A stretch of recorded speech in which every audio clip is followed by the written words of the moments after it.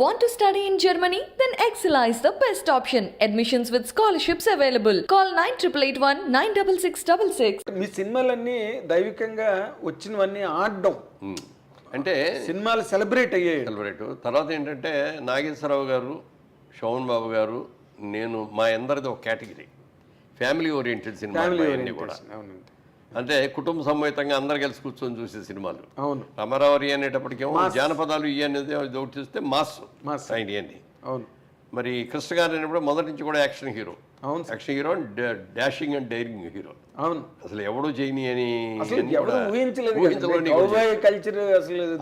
Cinema scope అనేది ఏంటో తెలియదు, 70mm ఏంటో ఏమిటో తెలియదు, యాక్షన్ సినిమాలు ఏంటో తెలియదు.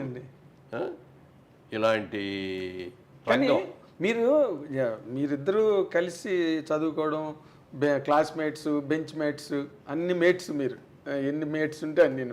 మరి ఏ రోజైనా అసలు కృష్ణ గారిలో ఈ రకమైన యాంగిల్ మీకు కనిపించిందండి? తొలి రోజుల్లో ఆయన చాలా అమాయకంగా కనిపించేది. అదే చెప్తున్నా, చాలా అమాయకంగా ఉండేవాడు అండి. మనిషి బాగా అద్భుతమైన కలర్ కదా, తెల్లగా ఉండేవాడు. మంచి గిరదాలు జుట్టు కూడా బాగా ఒత్తుగా ఉండేది. చాలా అందంగా ఉండేవాడు. ఆయన తెనాలి నుంచి, తెనాలి కాలేజీలో సీటు రాక తను అడిగిన గ్రూప్ ఎంపీసీ గ్రూప్ ఏలూరులో వస్తే ఇక్కడికి వచ్చి జాయిన్ అయ్యాడు. ఓకే. సో అందరూ కొత్త, ఎవరో తెలియదు. ఆయనకి తెలిసిన పట్టణం ముఖర్జీ గారు, వాళ్ళ అక్కగారి ఊరు ఆ ఊరే కాబట్టి ఆయన తెలుసు. మల్లెపూ ముఖర్జీ గారు. ఓకే. ఆయన నా దగ్గరికి తీసుకొచ్చి ఇట్లా మా అగ్గారు ఊరు, మీ సెక్షనే బి సెక్షను, మీ ఇద్దరు కలుసుకుంటుండే అని చెప్పి నాకు చెప్పారు. అక్కడి నుంచి మీ ఇద్దరం కూడా ఫ్రంట్ బెంచ్ స్టూడెంట్స్ మేము. ఓకే. పక్క పక్కన కూర్చునేవాళ్ళం. అల్లరి బ్యాచ్ అందరమే అనుకునేవారు. కొంచెం క్లాస్ స్టూడెంట్స్ అందరినీ కూడా ముందు కూర్చోబెట్టారు. అట్లా తెలుసు. ఓకే. అప్పుడు కూడా సినిమాల గురించి పెద్ద అనేవాడు కాదు. కానీ నాగేశ్వరరావు గారిది వజ్రోత్సవం జరిగింది. 60 సినిమాలు పూర్తయిన టైంలో ఏలూరు కాలేజీలో ఆయన నన్ను పెకెట్ శివరాం వచ్చారు. సో మా కాలేజీ ఆడిటోరియంలో ఆయన మాట్లాడటం, ఆ క్రేజు, పిల్లలందరూ ఎగబట్టడం ఇవన్నీ చూసి కృష్ణ గారికి అప్పుడు వచ్చింది ఆలోచన. ఓకే. మనం ఎందుకు కాకూడదు అన్నారా? మనం ఇంత అందంగా ఉన్నాం కదా, మనం ఎందుకు ట్రై చేయకూడదు అంటే ఆయన, మనం అంటే ఆయన రాయల్ వీ లాగా చెయ్యి, బాగుంటుంది, నువ్వు చాలా అందంగా కూడా ఉంటావు కదా, బాగుంటుంది అన్న తర్వాత ఒకసారి ఈయన వచ్చాడు, మన తిలక్ గారు, డైరెక్టర్ తిలక్ గారు అని, కేబీ తిలక్ గారు. ఆయన వచ్చాడు. ఆయన వచ్చి చూసేసి పిలిచాడు, ఏంటి సినిమాలో ఇంట్రెస్ట్ ఉందా అన్నాడు. ఉందండి అన్నాడు. సరే, నేను ఇప్పుడు సినిమా జరుగుతుంది, ఇది అయిపోయిన తర్వాత మళ్ళీ నెక్స్ట్ సినిమా మొదలెట్టబడికి ఇస్తాను అని అడ్రస్ ఇచ్చి నువ్వు వచ్చి కలువు నన్ను అన్నాడు. ఈ లోపల అదే సినిమా అతను డిగ్రీ పూర్తి చేశాడు, నేనేం ఫెయిల్ అయ్యాను, బయటకు వెళ్ళిపోయాను. అతను డిగ్రీ పూర్తి చేసి స్టూడెంట్ అండి కృష్ణ గారు. కృష్ణ గారు కూడా యావరేజ్ స్టూడెంట్ అయితే ఎప్పుడైతే తిలక్ గారు కూడా అన్నారో బాగా యాక్టర్ అయిపోవాలని విపరీతమైన కోరుకుండేది. అప్పుడు అనేవాడు, పెద్ద యాక్టర్ని అయిపోవాలి, పెద్ద థియేటర్, వాళ్ళ ఊర్లో గైటీ థియేటర్ అని ఉండేది.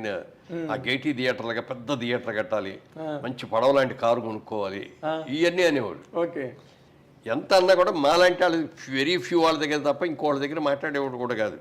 అసలు మామూలుగానే తక్కువ మాట్లాడేవాడు. అప్పుడు కాలేజీలో నిక్నేములు పెడతారు కదా జనరల్గా, అతనికి దేవుడు అని పెట్టారు. ఎందుకు అంటే ఎప్పుడు చూసినా దేవుళ్ళలాగా వచ్చి కూర్చుంటాడు, మాట్లాడు, పలకడు, విగ్రహం లాగా ఉంటాడు, మంచి బాగుంటాడు, ఇది అని దేవుడు అని పెట్టాం పేరు అందరం కలిసి. నిజంగా ఆ దేవుడు అని ఎందుకు పెట్టారో, ఎవరు పెట్టారో వేళ విశేషంగానండి. నిజంగా సినిమా ఇండస్ట్రీలో దేవుడే. నిర్మాత శ్రేయస్సు కోరుకున్నటువంటి అద్భుతమైనటువంటి నటుడు కృష్ణ గారు.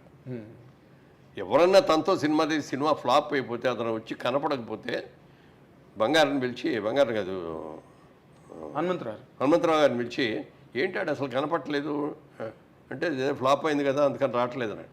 పిలుచుకురా అని చెప్పి మనిషిని ఇచ్చి పంపించి అనిపించి, ఏమయ్యా కనపడమంటే, సినిమా తీసి మళ్ళీ అంటే, ఏం తీయనండి, ఉన్న డబ్బులన్నీ పోయినాయి, నేను అది ఏం పెట్టి తీయను, కొబ్బరికాయ కొట్టడానికి కూడా డబ్బులు లేవు దగ్గర, నీకెందుకు నువ్వు వాడవయ్యా సినిమా అని చెప్పి సినిమా మొదలుపెట్టించి మొత్తం డబ్బులు ఫైనాన్స్ చేయించి, డైరెక్టర్ ఆయనే ఫిక్స్ చేసి, సబ్జెక్ట్ ఆయనే సెలెక్ట్ చేసి సినిమా చేయించాడు. డిస్ట్రిబ్యూటర్తో ఆయనే మాట్లాడి, అవసరమైతే హాస్టల్ సినిమా రిలీజ్ ముందు డబ్బులు పే చేసేయాలి కదా అందరికీ, అక్కడ అవసరం వచ్చే సంతకం పెట్టేవాడు ఆయన.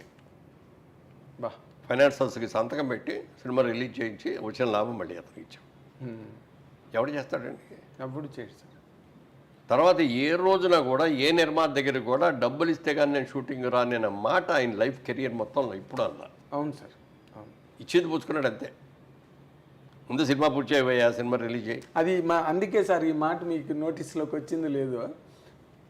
శోభన్ బాబుకి రూపాయి ఎగ్గొట్టినోడు లేడు, కృష్ణ గారికి రూపాయి సరిగ్గా ఇచ్చినోడు లేడు అని ఒక సామెత. శోభన్ బాబు గారు చాలా నిక్కచ్చిగా ఉండేవారంటండి. డబ్బులు తెచ్చకపోతే షూటింగ్ అంటే ఆయన ఎందుకు అంత గట్టిగా అనాల్సి వచ్చిందంటే, ఆయన భూములు కొంటాడని చెప్పాం కదా. అవును. ఈ సినిమా ఉంది, మల్లెపూ సినిమా చేస్తున్నాం, లేకపోతే మానవుడు దానవుడు సినిమా చేస్తున్నాం, ఈ సినిమా ఇంత రెమ్యునరేషన్ ఇస్తారు, ఈ నెల ఇంత వస్తే ఈ నెల ఇంత వస్తే, ఈ డబ్బును ఎక్కడ ఇన్వెస్ట్ చేయాలి అనేది ప్లాన్ దాని మీద గీసేసుకునేవాడు. వచ్చో నోట్బుక్ ఉండేది ఇట్లా, షార్ట్ లేనప్పుడు అక్కడ తీసుకొని చూసుకుంటుంది ఏదో రాసుకుంటూ ఉండేవాడు. అంతేగాని క్యారెక్టర్ వాటి గురించి కాదు. అట్లా అని కాదు, క్యారెక్టరే అదేలేండి. ఇది అందుకని ఏంటంటే ఆ డబ్బు ఆ టైంకి అతను ఇవ్వకపోతే చాలా ఇబ్బంది అయిపోయేవాడు అనమాట. ఇన్స్టాల్మెంట్ కట్టాలి కదా. మరి వీళ్ళ సాధక బాధకాలు కూడా అవసరమే కదా సార్. అట్లే డిఫరెంట్గా పాటించుకుంటే ఎక్కడ ఉంటాడు కానీ. అదేలేండి, అదే అంటే మనం కృష్ణ గారితో కంపారిజన్లో, కృష్ణ గారితో కంపేర్ చేసుకుంటే కృష్ణ గారి తర్వాత ఎవరైనా కృష్ణ గారు ఎవరైనా సరే మేమందరం కూడా అయింది. కాకపోతే నేను కూడా అదే స్కూల్. నేనంటే బిజినెస్లోంచి వచ్చాను కాబట్టి ఫైనాన్స్లో ఎంత కష్టపడతారు, మరి ఎంత డబ్బు తీసుకొచ్చి పెడుతున్నాడు నిర్మాత. అవును, అవును సార్. ఫస్ట్ ఖర్చు పెట్టేదంతా ఆయన, ఆఖరణ చిల్లర ఎత్తుకునేది ఎవరంటే ప్రొడ్యూసర్. అవునండి. అది వస్తే ఇంకో సినిమా తీస్తాడు, లేకపోతే నిర్మాతల హీరోవా మీరు దర్శకుల హీరోవా అంటే నిర్మాతల హీరో. నేను నిర్మాతల హీరో. అందుకని ఆ కష్టకాలు తెలుసు కాబట్టి నేను ఏ రోజున కూడా డబ్బులు ఇస్తే రాను అనే మాట అనలా. ఓకే, ఇచ్చింది తీసుకున్నా. అదే పైగా మీరు కృష్ణ గారి ఇన్ఫ్లుయెన్స్ క్లాస్మేట్స్ కూడా కదా మీ ఇద్దరు.